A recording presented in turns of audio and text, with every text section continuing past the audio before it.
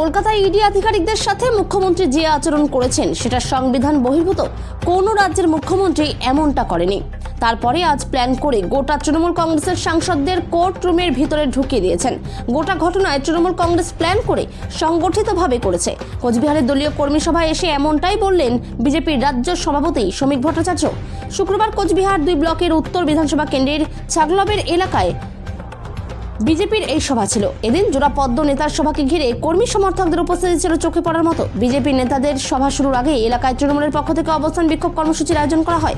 পাশাপাশি বিজেপির রাজ্য সভাপতি শ্রমিক ভট্টাচার্যের গাড়ির পাশে বিক্ষোভ দেখানো হয়। বিজেপির রাজ্য সভাপতি শ্রমিক ভট্টাচার্যের কনভয় যাওয়ার সময় বিক্ষোভ দেখালো তৃণমূল।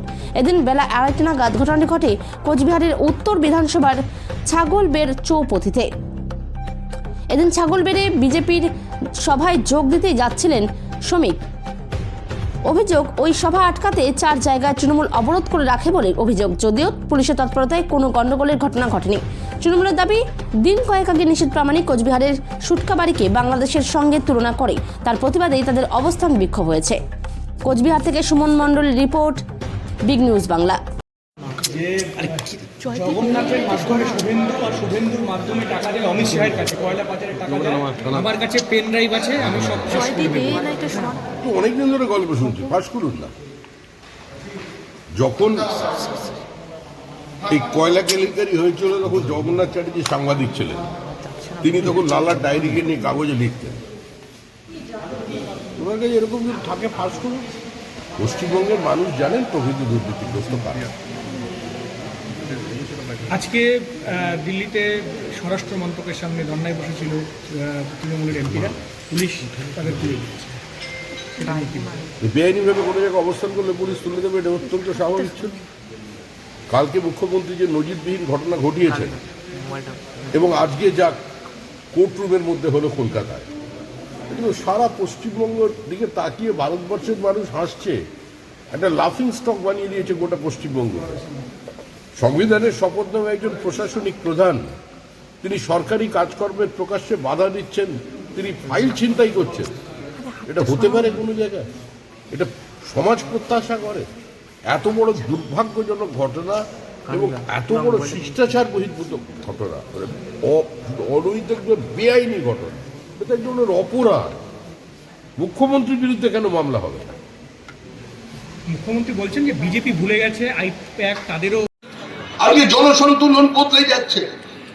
যে মানুষগুলো একদিন এই দেশ থেকে অপবিত্র বলে এই দেশ ছেড়ে চলে গিয়েছিল, স্বাধীনতার আগে যারা আওয়াজ তুলেছিল যে পাকিস্তানের দাবি মানতে হবে তবেই ভারত স্বাধীন হবে, যারা আপনাদের সামনে দাঁড়িয়ে বলেছিলেন যে আত্মনিয়ন্ত্রণের অধিকার চাই, তাই ভারত ভাগ মানতে হবে তবেই ভারত স্বাধীন হবে, যারা আপনাদের সামনে দাঁড়িয়ে গোটা বাংলা জুড়ে, আসাম জুড়ে আওয়াজ তুলেছিল হিন্দু মুসলমান দুটি পৃথক জাতি, এরা এক জায়গায় বসবাস করতে পারে না, তাই আমাদের পাকিস্তান চাই, কংগ্রেস নিষ্ক্রিয়ভাবে পাকিস্তানের দাবিকে মেনে নিয়েছিল। আজকে যদি শ্যামাপ্রসাদ মুখার্জি না থাকতেন, আপনারা এখানে কুচবিহারে বসে নিজেকে ভারতীয় বলে পরিচয় দিতে পারতেন না। আপনাদের অবস্থা হতো ওপার বাংলার বাংলাদেশিদের মতো। আজকে বাংলাদেশে কি হচ্ছে হিন্দুদের সঙ্গে? দীপু দাসকে জীবন্ত পুড়িয়ে মারা হচ্ছে। আর পশ্চিমবঙ্গে এখানকার সংখ্যালঘু বকটুই, সেই বকটুয়ে মহিলা এবং শিশুদের যারা ধর্মীয় মুসলমান, তাদের জ্বালিয়ে দেওয়া হচ্ছে। বলছে বিজেপি মুসলমান বিরোধী। আরে আমরা তো বলছি হ্যাঁ, আমরা কিছু মুসলমানের বিরোধিতা করছি, যারা এই দেশের মাটিতে বসবাস করে পাকিস্তানের জয়ধ্বনি দিচ্ছে, যারা বলছে ভারতবর্ষটা দারুল হারব, আমরা এটাকে দারুল ইসলামে রূপান্তরিত করতে চাই, আমরা তাদের বিরোধী।